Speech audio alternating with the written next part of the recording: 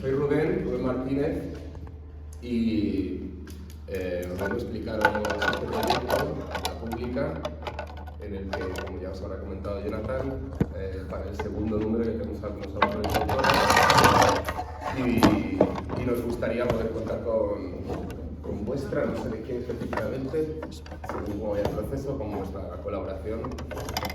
Y no es una colaboración vaporosa, sino con dinero, ¿vale? O sea que nosotros lo que queremos es hacer provisión de servicios para poder hacer todos los contenidos de la pública, y la ilustración, ahora os lo comentaré, dentro de esta revista es muy importante. No acompaña a los textos, sino que tiene un papel clave la parte de arte. Fantástico, ¿lo habéis visto? Vale, entonces, bueno, yo soy Rubén, soy de La Hidra, es una cooperativa de trabajo en la que hacemos varios proyectos y este es uno de ellos. Y os quería explicar, a ver si no es muy denso y no me enredo mucho, de manera muy... Si ya lo habéis visto, el primer número de la pública, pues lo habéis visto en papel, creo que cualquier explicación que yo os dé frente al material de las manos es una tontería, voy a ir por ahí. Luego el tema del segundo número, para que os situéis un poco, es un tema en el que nosotros, en La Hidra y yo particularmente hemos trabajado mucho, que es el de los bienes comunes, pero nada, os haré un par de explicaciones. Espero que no se convierta en una clase, aunque yo tengo tendencia porque soy profesor, pero bueno. Y luego los autores del segundo número. Todo esto en media hora, lo cual es lunes, es a primera hora de la mañana, igual mi cerebro y el vuestro se está conectando todavía, pero voy a ir muy a saco, ya lo digo, ¿vale? Voy a ser un poco exigente en vuestra atención porque es media horita y hay que comentar varias cosas y luego hablamos y acabamos de situar, ¿eh? Si veis que este señor mayor que ha venido y se está enredando con movidas que no entendemos, luego las aterrizamos, ¿vale? Vale, sobre el primer número, ya os decía, si lo habéis visto, un poco puedo explicar oralmente que añada algo a tener la revista en las manos, pero el tema es el primer número que sacamos de la pública está financiada por una fundación, por la Fundación Sentit Comú, que es la que pone el dinero y los recursos para que esto ocurra.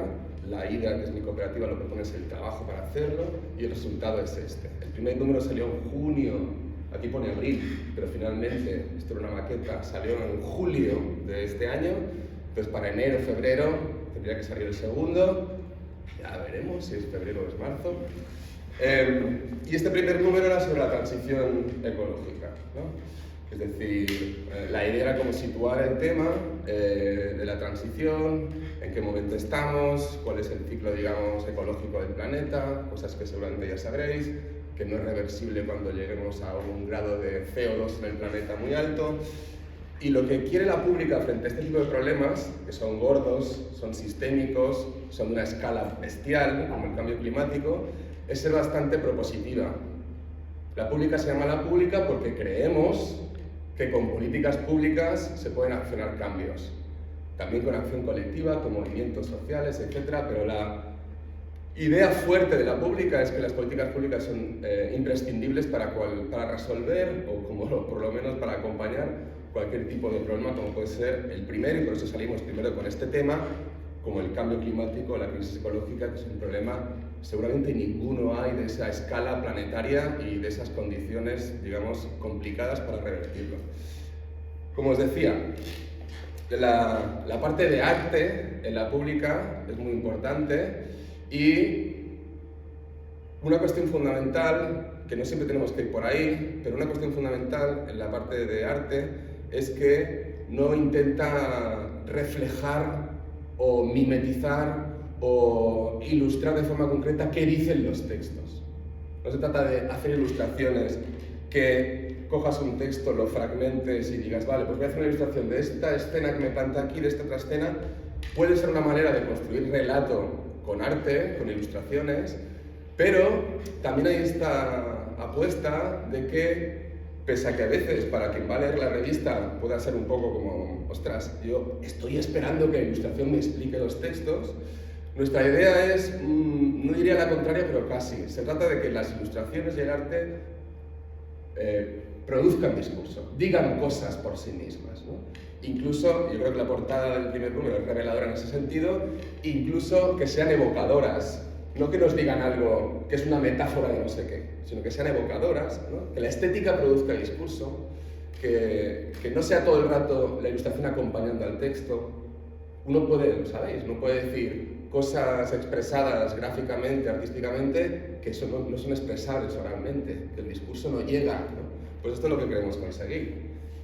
La portada de la magnífica autoridad artística de Jonathan Guillén creo que es muy expresiva de eso, ¿vale? Esta portada al principio, todo el mundo, claro, espera, es una revista sobre políticas públicas, tal, no sé qué, y espera la típica portada en que si hablamos de la transición ecológica, pues yo qué sé, aparece un señor trabajando, sale una cosa así como humo, salen fábricas y seguramente, pues yo qué sé, para reflejar la política pública, una especie de palanca que lo soluciona todo.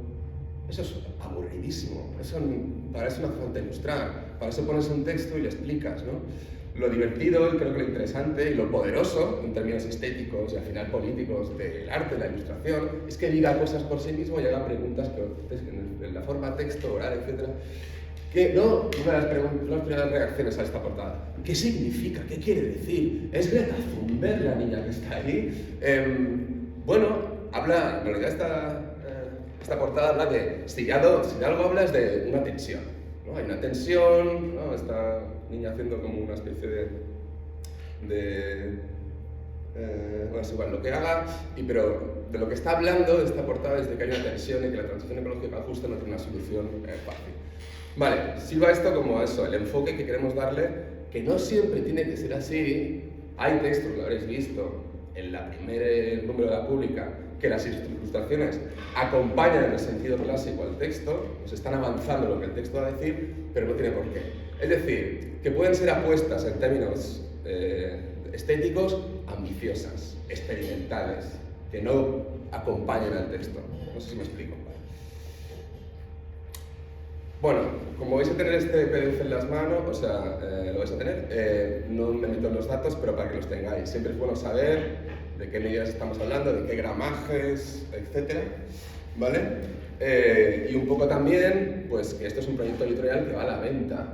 Hay doble edición, catalán-castellano, 800 de cada, a ver si subimos un poco más. Lo distribuye UDL a toda España y esperamos que el segundo número aparte de América Latina. Y vale 20 euros físicamente, vale 20 euros. Y luego también se puede encontrar en la web, en lapublica.net. Vamos colgando los textos poco a poco y ahora, después de 4 o 5 meses que salió la revista en papel y se distribuyó y la gente ya la ha comprado, colgaremos el PDF íntegro en la web. Pero eso es un proyecto editorial que tiene salida en el mercado, que se vende en el mercado a través de librerías, etc. Como cualquier otro producto editorial de estas características. Vale, hay un equipo bastante grande para producir esto. Yo simplemente soy el editor principal, básicamente el que coordina un poco todo y ve que no haya desajustes y que más o menos el discurso de la revista pues se mantenga. Pero hay un equipo bastante grande de producción. Y luego, solo para que los tengáis, no es especialmente importante, pero luego en el primer número tuvimos la suerte, la verdad, de contar con gente con cierta autoridad a nivel internacional sobre el tema que tocábamos, sobre la transición ecológica. O sea, yo estoy muy contento, por ejemplo, que Nancy Fraser, que es una pensadora norteamericana de un volumen de una autoridad académica y política muy alta, estuviera aquí. O, entre otras, Mariana Mazzucato, gente que igual no suena, no tiene por qué sonar, pero dentro del ámbito de la transición ecológica son gente bastante poderosa en términos de producir discurso y política pública. Vale.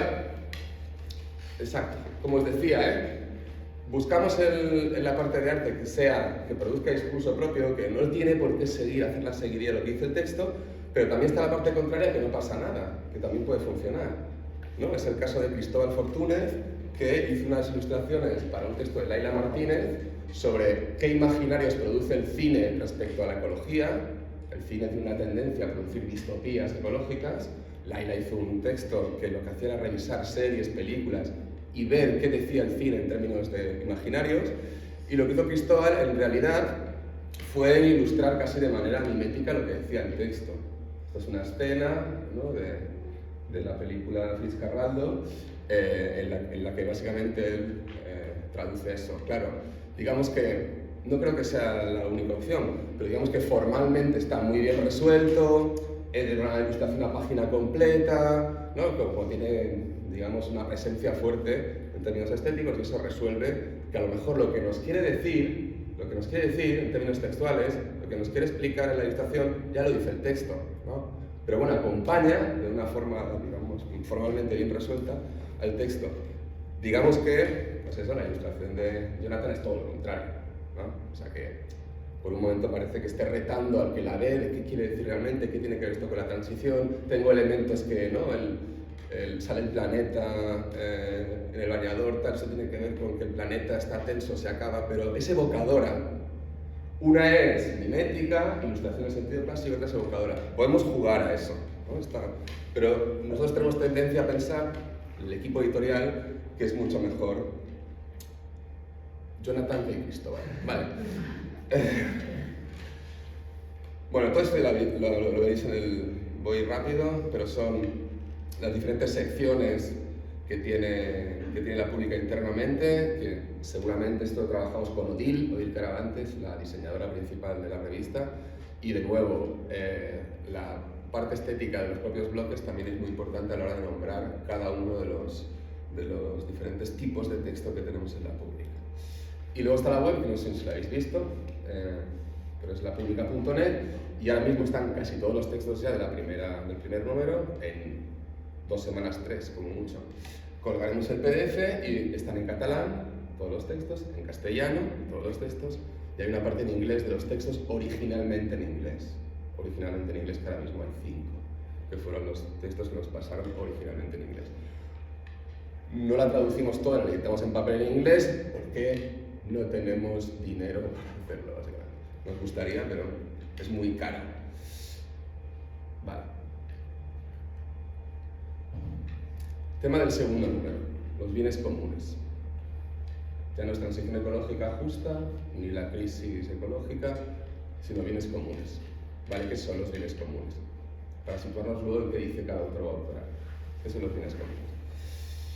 Vale, quien mejor lo puede explicar, solo os doy este dato sobre la literatura que hay, es Elinor Ostrom. Elinor Ostrom, una politóloga americana que en los 90 escribe un libro que se llama Governing the Commons, Gobernar los bienes comunes. Elinor Ostrom ganó el premio de Economía en 2009, fue la primera mujer que gana un premio Nobel de Economía que estaba trufado de masculinidad durante un siglo entero. ¿Qué proponía? Además era politólogo, no era economista, y ganó el premio Nobel de Economía. Vale. ¿Qué decía Elinor Ostrom respecto a los bienes comunes? La cuestión en realidad es bien sencilla. Normalmente hay una tendencia a pensar que el gobierno de los recursos de estas sillas, de este aula, de esta institución que es la Facultad de Bellas Artes, de la ciudad de Barcelona, etcétera, o del transporte público, o de los taxis, o de los coches, o de la comida, o de nuestra ropa, hay una tendencia a pensar, y en realidad tiene bastante razón porque es la forma hegemónica de hacerlo, hay una tendencia a pensar que la gestión de todos esos recursos o es pública o es privada. O la gobierna el Estado o la gobierna el mercado. O accedemos a lo que tenemos puesto la ropa porque hay un sistema de precios, el mercado, para comprarlo, y eso tendrá que ver si podemos comprarlo o no de nuestro poder adquisitivo, del dinero que tengamos, ¿no? Y de muchas otras cosas, de nuestro origen de clase, de género, de etnia. Es decir, que el mercado provee servicios y recursos y esa es una manera de acceder a los bienes, o el Estado. Esta institución pública está, en gran parte, no tanto como debería, gobernada por el Estado. El transporte público está gobernado por el Estado, en este caso el Ayuntamiento, la Generalitat, etc. ¿Vale? Pues esa es la manera hegemónica, dominante, en la que se ha tendido a pensar y a producir la gestión de los recursos que consumimos, que utilizamos diariamente. Lo que decía Elinor Ostrom es, esto es del todo falso. Yo he viajado por el mundo y he visto comunidades que gestionan recursos de manera mucho más eficaz y eficiente que el mercado. Elinor Ostrom lo estaba mirando en el entorno natural, rural. Acuíferos, montes, caminos, gestiona presas hidráulicas, regadíos, gestionados por comunidades, donde no hay Estado ni hay mercado. Son comunidades que gobiernan los recursos de manera mancomunada, con normas producidas por las propias comunidades. donde el Estado como mucho lo que hace es reconocer a esa comunidad y donde el mercado como mucho lo que hace es proveer, ¿no?, ciertas capacidades para que esos recursos luego producidos de manera comunal tengan salida en el mercado. Pero el gobierno de esos bienes es común. Los bienes comunes significa la gestión colectiva de recursos sin que Estado y mercado dominen ese espacio. Eso es lo que significa bienes comunes. Vale. Entonces, esto lo podemos situar, más allá de lo que decía Ostro, en la ciudad. No solo son acuíferos, montes, caminos, etcétera, sino que hay comunes que son urbanos. Hay bienes comunes que son urbanos. No muchos, pero los hay. Y además tienen una potencia de cambio social bastante vibrante. Y Barcelona es un ejemplo. Barcelona es una ciudad que se ha construido a través de la acción colectiva de los bienes comunes.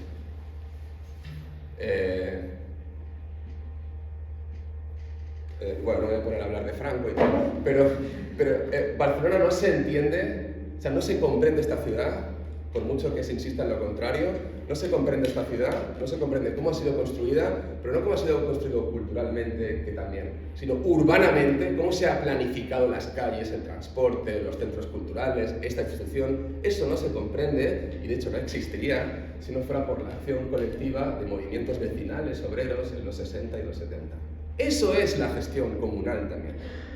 Eso es la gestión comunal. No es simplemente, que ya es poderoso de por sí, la gestión de un acuífero en Valencia o la gestión de Can Batlló en el barrio de la Bordeta, que es un equipamiento que gestiona directamente el tejido vecinal. Esos son comunes urbanos, son bienes comunes urbanos.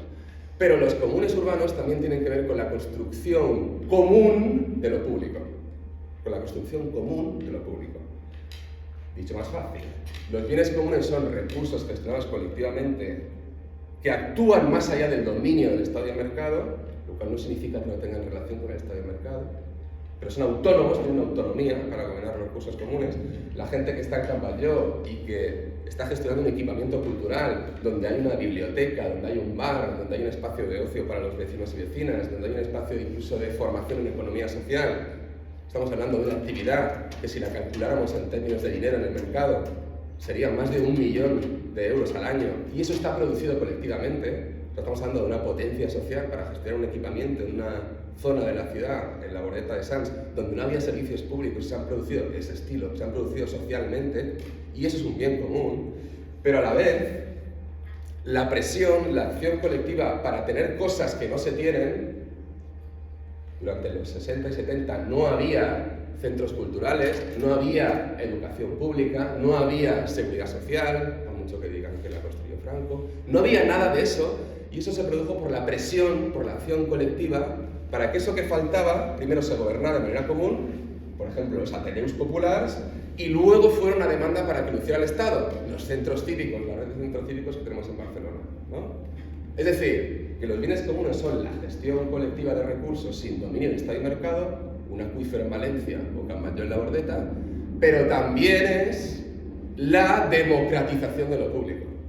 Hacer que el Estado haga de actor redistribuidor, ¿no? Convertir los ateneus populares de los 60 en la red de centros cívicos más tupida de Barcelona, más tupida de Europa que está en Barcelona. ¿Claro? Entonces tenemos ejemplos en diferentes ámbitos.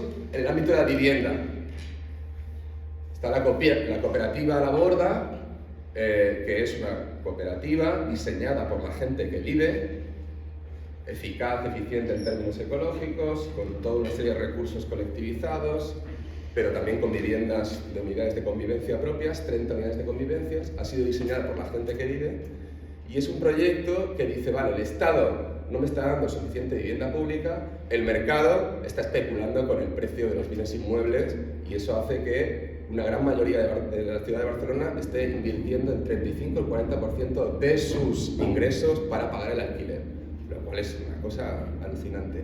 Pues lo que hace esta comunidad, en la que también hay arquitectos y arquitectas que conocen la parte, digamos, más técnica de cómo se construye una casa para que no se caiga, lo que hace esta comunidad es autoproveerse el derecho a la vivienda. Yo me autoproveo el derecho a la vivienda, yo me construyo la vivienda y colectivizo, lo financio colectivamente para tener unas unidades de convivencia que están un 50% más baratas que lo que hay en el mercado. Y a la vez, y este es el punto, hago presión para que el Estado haga lo que tiene que hacer, que es construir vivienda pública y darle acceso. Es decir, los bienes comunes no sustituyen al mercado. Los bienes comunes producen soluciones autónomas, gobernadas colectivamente, a la vez que presionan al Estado para que haga su función. Incluso en algunos casos lo que hacen es avergonzar al Estado. Tú no lo haces, lo hago yo colectivamente. Dicho de otra manera, nuestra apuesta en la pública, y hay discusión sobre esto, pero nuestra apuesta en la pública no es defender los bienes comunes como una especie de anarquía o como una especie de sociedades al margen del Estado y mercado, porque eso no existe desde nuestra posición. No existe. No hay sociedades al margen del Estado y mercado. Ojalá las hubiera, pero no las hay. Y como no las hay en nuestras ciudades contemporáneas, menos en Barcelona, todo lo que se gobierna de manera colectiva tiende a presionar al Estado para que haga servicio público. Eso lo veremos en los autores y autoras que os he pasado. Se habla de los bienes comunes como una defensa colectiva de recursos, pero a la vez como un principio, una fuerza que democratiza el resto de esferas. Lo común, como dice Silvia Federici, lo común no es solo gobernar recursos de manera mancomunada por colectivos que se autoorganizan y que pueden ser de 100, 1000, 2000 personas, sino que a la vez lo que hacen es presionar para que el mundo cambie, no solo su pequeña esfera y su pequeño, sé que no es simpática la palabra, pero bueno, su pequeño gueto comunado, ¿vale? Ok, voy a ir más rápido, voy a ir a los autores directamente. Esto os lo dejo como ejemplos de recursos mancomunados. Vale, desde esa perspectiva, bienes comunes como gestión colectiva de recursos al margen del dominio del Estado y del mercado, y a la vez como prácticas que democratizan nuestra vida social, diciéndole al Estado, haz esto, diciéndole al mercado, no, por aquí no pasas.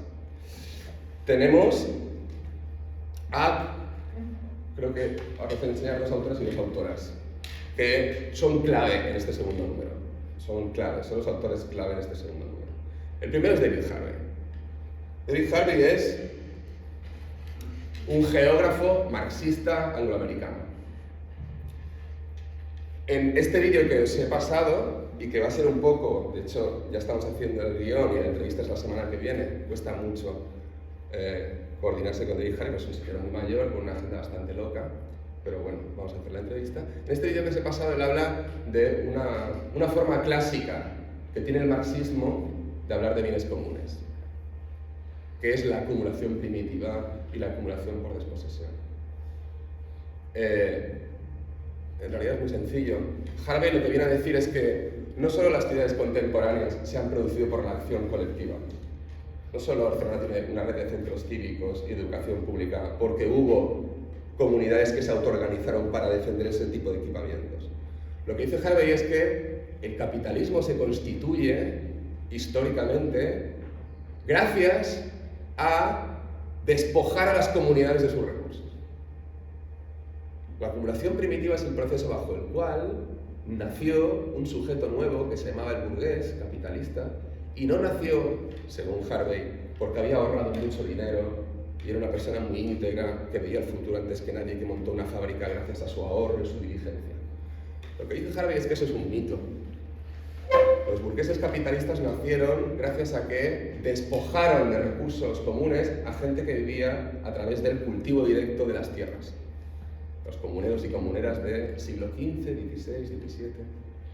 O sea, entonces resulta que según Harvey, y toda una tradición del marxismo, de la economía política, resulta que si no tenemos más bienes comunes hoy, si esta silla, esta institución, Barcelona, la red de transportes, no están gobernadas colectivamente o por comunidades federadas, sino por el Estado y el mercado, dice Harvey, eso no ha ocurrido porque hemos ido evolucionando a ese modelo. Eso ha ocurrido porque ha habido capítulos históricos donde el capitalismo ha robado los bienes a las comunidades que los gestionaban, con sangre y fuego. Esto aparece en el Capital de Marx, en el momento en que Marx se enfada mucho, para variar, en el Capital, y dice, los comunes fueron robados a sangre y fuego.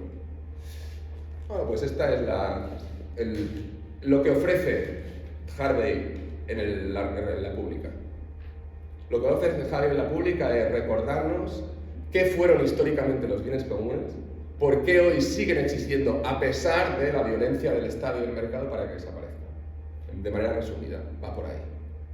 Harvey es marxista, es geógrafo, lo cual es bastante curioso, y tiene un discurso muy poderoso, a mi modo de ver, sobre qué papel político tienen los bienes comunes, ¿no? Vale. Silvia Federici. Silvia Federici es una activista y pensadora feminista que sobre todo ha hecho un trabajo muy sistemático. Tenéis un libro en PDF colgado en internet de la editorial Traficantes de Sueños, que se llama Calibán y la Bruja, donde explica esto, que os voy a decir, Calibán y la Bruja, que es un libro fascinante. Silvia Federici lo que hace es sistematizar históricamente cuáles han sido las leyes, las normas estatales que han producido al sujeto mujer como un sujeto que vocacionalmente hace trabajo reproductivo, está confinado en casa haciendo tareas domésticas y cuida del hombre para que vaya a trabajar y gane un salario. Entonces, Silvia Federici lo que intenta es ver cómo se ha construido históricamente ese sujeto. No es un sujeto natural, ni tiene que ver con cuestiones fisiológicas, que la mujer sea la cuidadora, sino, de nuevo, tiene que ver con cómo ha habido normas, sanciones que han ido construyendo a ese sujeto. Silvia Federici va a documentos históricos, resigue la ley, la norma estatal, la sanción estatal, y se da cuenta que algo que estaba relatado pero poco demostrado empíricamente, con datos concretos, es real, y es que durante mucho tiempo el Estado, a todas esas mujeres que se gobernaban de manera comunal y que no querían participar de la unidad productiva del capitalismo, ¿no? La familia, la visión sexual del trabajo, la mujer cuida, el hombre gana el salario, de nuevo nos dice, eso no es un proceso evolutivo. No es que hayamos tendido a eso por una cuestión de, es que claro, la mujer ciertas cosas no las puede hacer y otras las hace muy bien, como gestar y cuidar. No hemos ido evolutivamente ahí, sino que eso se ha construido institucionalmente. Y ve que efectivamente hay capítulos históricos donde esas mujeres que se gestionaban colectivamente su vida eran consideradas brujas. Eran consideradas brujas y eran quemadas en la plaza pública. La caza de brujas para Silvia Federici es otro de los momentos que explica por qué no haya gestión colectiva de recursos. Todas las mujeres que participaban de espacios comunales al margen de su relación con el hombre para ser más productivos estaban consideradas como personas que, endiabladas, que tenían al demonio dentro y que eran brujas y había que quemarlas, ¿no? Según Silvia Federici, y no con poca razón, la caza de brujas no es algo que ocurrió en el siglo XVIII y XIX, sino que continúa ocurriendo en otras zonas del planeta, ¿no? Entonces, de nuevo, tenemos una posición, una manera de intervenir sobre la cuestión de los bienes comunes que abre de nuevo la cosa. No solo son procesos de gestión colectiva de recursos, como ya hemos visto, equipamientos, montañas, huertos, etc. No solo son procesos de democratización de la vida social, sino que son también procesos de conflicto abierto con la manera de ordenar los recursos que tienen el Estado y el mercado. No es solo decirle al Estado, oye, haz tú la política pública. Es decir al Estado, deja de hacerlo porque lo estás haciendo mal y estás jodiéndonos la vida, ¿no? Entonces, Silvia Federici va en esa onda. Silvia Federici, digamos que, más que marxista, yo diría que es más bien marxista, anarquista, más bien anarquista. Vale. En este texto, junto a George Cafensis, hacen una mirada histórica sobre esto que os estoy diciendo, sobre el saqueo de los comunes, sobre la caza de brujas a nivel contemporáneo. Y dicen, fijaos que todo el rato lo que estamos viendo son ciclos de crisis donde la manera de salir de la crisis es despojar de bienes comunes a las comunidades. Bueno, voy a ir más rápido porque igual es too much. Mina Lorena Navarro, América Latina, Oaxaca, México. En este caso Mina, Raquel Gutiérrez y otras pensadoras activistas de esa latitud hablan directamente de lo común. Lo común. No bienes comunes, sino lo común. No es solo un giro conceptual, es importante también. Bienes comunes, ellas dicen, si utilizamos bienes, si hablamos de bienes, estamos hablando de cosas, materiales, y parece que los bienes comunes se reduzcan a gestionar cosas. Hablemos de lo común, hablemos de la producción de lo común. Y muchas cosas, la producción de lo común no es solo autogestionar o gobernar colectivamente cosas, sino, yo qué sé, una asamblea de estudiantes que están intentando presionar para que, yo qué sé, les bajen el precio de la matrícula. Ahí no hay ningún común, no hay ningún equipamiento, no hay ningún huerto, pero eso es producción de lo común, según Mina, Rafael Gutiérrez, etc. Entonces no es solo recursos materiales, no son solo procesos de democratización, etc., sino que lo común, y esta es la idea que creo que es bonita y poderosa de Mina Navarro y compañía, dice es que lo común siempre está presente, dicen ellas, ¿no? Siempre está presente en nuestra vida cotidiana y no hace falta que sea pues, un equipamiento de 2.000 metros cuadrados como es Can Batlló. A veces son cosas muy cotidianas de autoorganización y de acción colectiva, y eso también produce cambios sociales. Vale, por último, César Rendueles. César Rendueles es un filósofo madrileño y digamos es el Pepito Grillo de este asunto. Que está bien que alguien lo haga, el Pepito Grillo de los comunes, de los bienes comunes. Pepito Grillo en el sentido de no os flipéis, ¿no? Ojo, ojo, ojo con esto de que los bienes comunes lo van a solucionar todo, que son la potencia que cambia el mundo, bla, bla, bla. Entonces, lo que hace César Rendueles, que es un trabajo pues, antipático para alguien que se le supone de izquierdas, es decir, los bienes comunes, la defensa de los bienes comunes y de lo común es importante, pero sin el Estado no vamos a hacer nada. Entonces, dentro de este magma de estos tres autores y autoras que hemos visto hasta ahora, Federici, Harvey, Mina, hay una tendencia a pensar que la solución no es el Estado, y que el Estado es un adversario, no un enemigo, pero un adversario la mayoría de las veces, y César Rendueles dice, ojo, porque sin el Estado no vamos a hacer ningún cambio poderoso.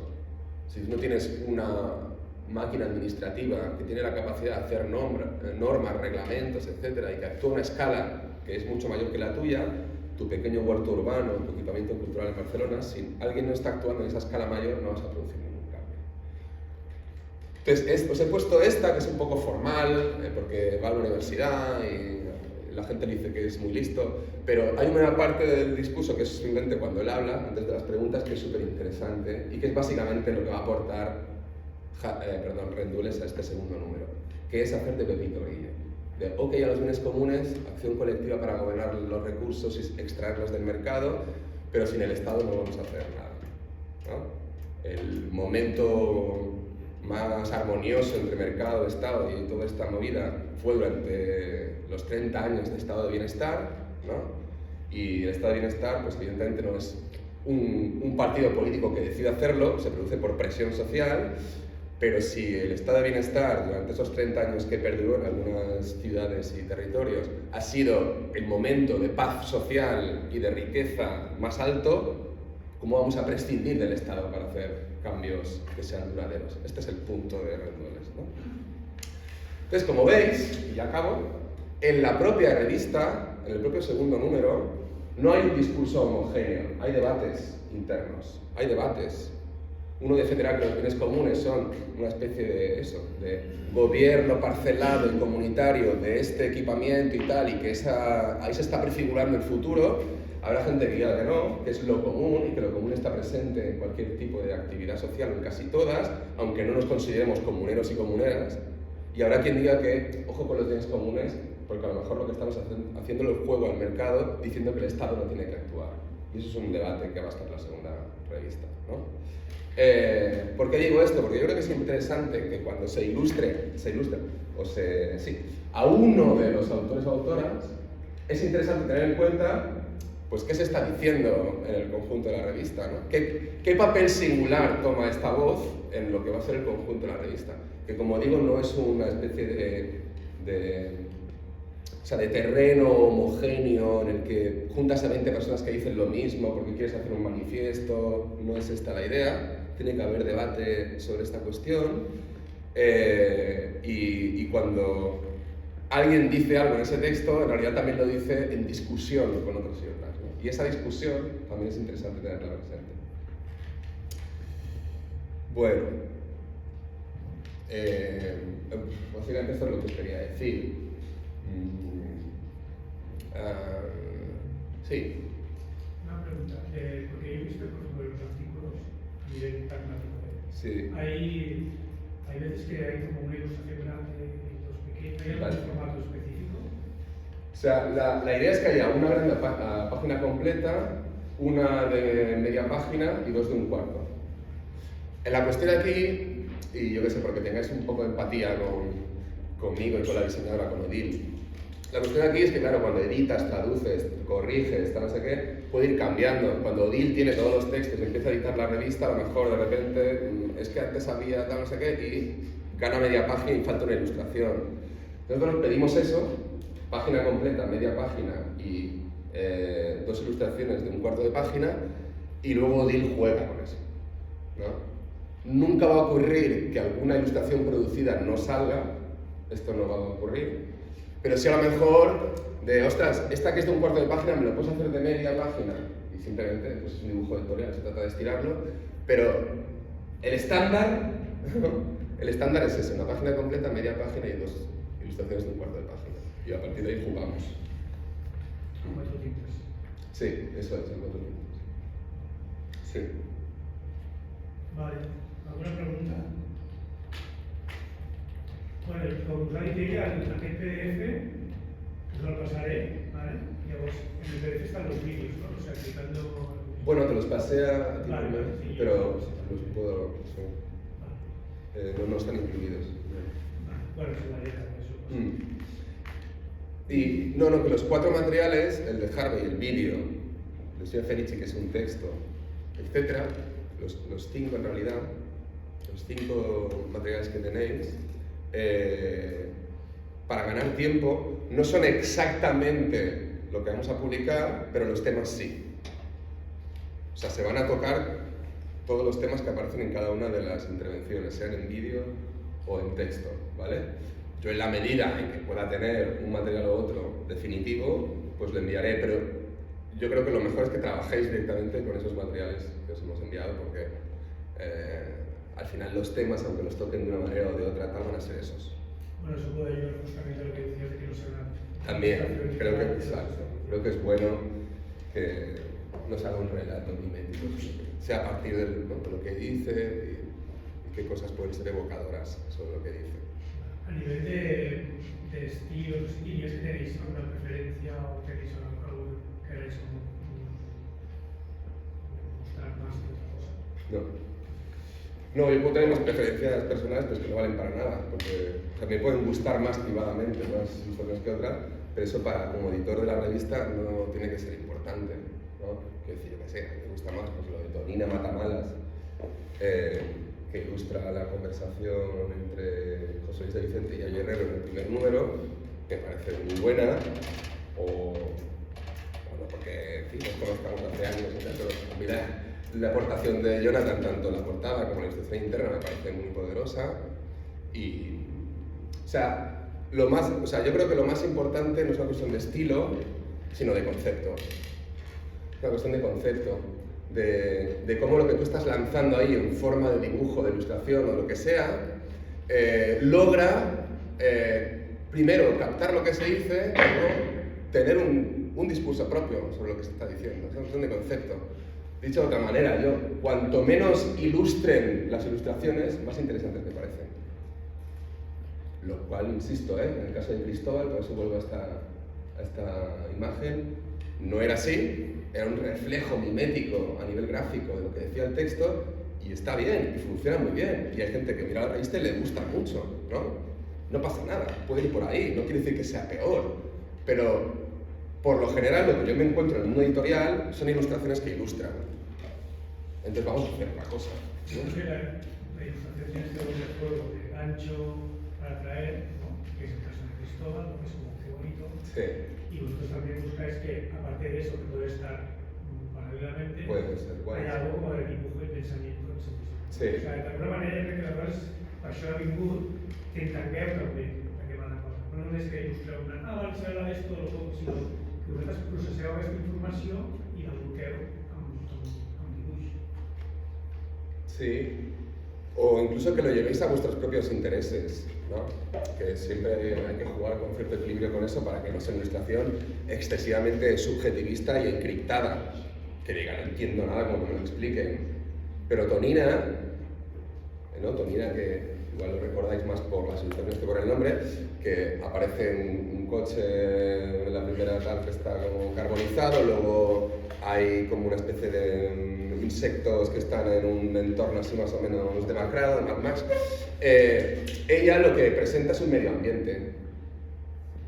La conversación de José Luis y de Yayo evidentemente habla de, yo qué sé, de erosión del mundo, tal, no sé qué, pero está hablando de un medio ambiente, ¿no? O sea, Tonina lo que está haciendo es como construir un universo en el que estas dos personas están hablando. Este es el punto. Y me parece una idea bonita y poderosa, ¿no? O sea, es como construir ese mundo en el que es el punto de la conversación, ¿no? José Luis y Yayo acaban llevando la conversación a un lugar donde básicamente es dejemos de hablar del colapso. No sirve de nada y es mentira, además. El mundo no va a colapsar de un día para otro. No ha ocurrido nunca, no va a ocurrir ahora. Va a haber una transición que puede ser deseable o no, pero colapsar no va a colapsar. Ellos parten de esa posición y dibujan diferentes escenarios.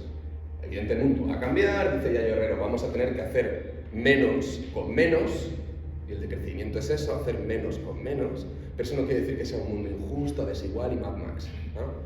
Y José Luis pues también, aunque él cree más en la tecnología y la solución tecnológica y que las infraestructuras verdes nos van a solucionar, que a lo mejor tiene parte de razón, no lo sé, pero la discusión va por ahí. Es una negación del colapsismo, ¿sabes? Esa conversación.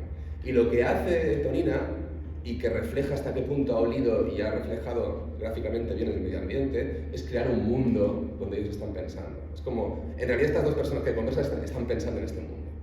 ¿No? Y es un mundo degradado, pero que a la vez ha vuelto a resurgir, es un mundo donde hay insectos, no sé qué, que toman presencia, autonomía y que no son cosas que están ahí disimuladas, sino que son protagonistas, ¿no? Produce un medio ambiente, una estética, que es un medio ambiente de la conversación. A mí eso me parece súper poderoso, ¿no? No es simplemente el coche carbonizado que nos habla de un futuro distópico, sino que de repente el coche carbonizado se acaba convirtiendo en un mundo nuevo, que no es el nuestro, pero tampoco indeseable. Pues esa es una manera de, ¿no? En vez de ir ilustrando lo que dice uno u otro, esa es una manera. Pero, en fin, puede ser... Luego, o por ejemplo, hay una que es muy sencilla, pero también creo que está bien por eso, que es la de Olga Capdevila. Pues no voy a hablar de Olga Capdevila, pero bueno. No explico esto. No explico esto. Igual no está muy oculta. Vale. No, tiene cosas mejores, Olga, claro. Pero lo que hace es un relato a partir de una especie de metáfora, es una metáfora en realidad, de, ¿no? Gente, hay un cuadro y gente que sube por una escalera, crecimiento, vale, ¿no? Hasta ahí es como, vale, es la metáfora del crecimiento, tal, no sé qué, y lo captas así, dices, vale, está utilizando la típica metáfora de subir, es crecer, tal, no sé qué, y luego produce un relato en el que, ¿no? Se va desajustando, hay un desequilibrio, el cuadro finalmente se rompe, hay un decrecimiento, ¿no? O sea, el relato está muy claro en términos metafóricos. Crecimiento, inestabilidad, decrecimiento, pero hay como varios detalles, ¿no? Que al final el decrecimiento, pues, se ha roto algo, pero se produce una vida nueva. Creo que eso es poderoso también. Y no está ilustrando un relato con una metáfora, pero no está ilustrando lo que van diciendo el texto fil parranda, ¿no? Este sería un poco el estilo, que es conceptual, no tanto formal, pero hay varias de esta onda. Y luego eso, que si lo lleváis a un terreno, el punto, claro, hay una cuestión de estilo ahí, pero Olga, que tiene este dibujar y este expresarse como supuestamente naif, para decirte cosas bastante gordas que de otra manera sería difícil, ¿no? Esta estrategia, digamos, de candidez que dice cosas gordas, candidez que no tiene filtros y como te lo presentan así cándido y te vale y luego resulta que te está hablando de cosas gordas, pues es el estilo de Olga, ¿no? Y cuadra bastante bien con el decrecimiento. Por eso digo que también llevarlo a vuestro terreno siempre es interesante, ¿no? No sé si me explico. ¿Tenéis dudas muy concretas? ¿Tiene que haber una relación narrativa entre las cuatro ilustraciones?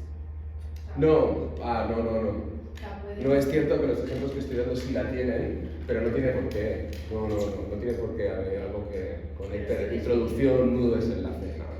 Pero si de estilo y de colores y tal, eso sí, ¿no? Eso sí. Eso sí que tiene que haber un poco de armonía para que no sea ecléctico.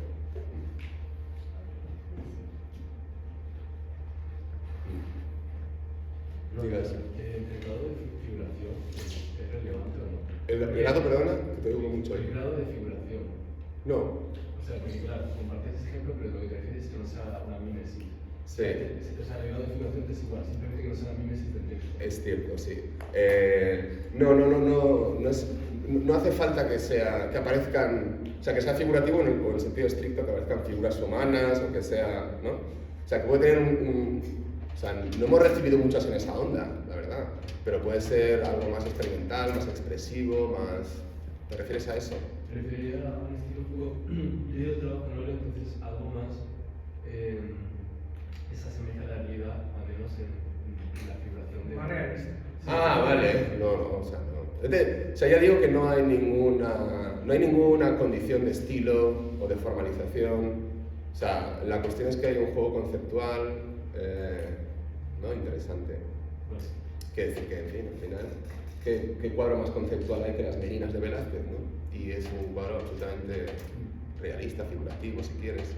Entonces, que al final se trata de que uno, con la estrategia formal que quiera, discuta, lance un concepto, lance un imaginario, una estética, algo que sea interesante dentro del tema. Pero en cuestiones de estilo, puede ser hiperrealista, tal, ¿no? No hay nada cerrado ahí. ¿Alguna pregunta más? Bueno, pues muchas gracias. Vale, ¿os parece interesante la cosa?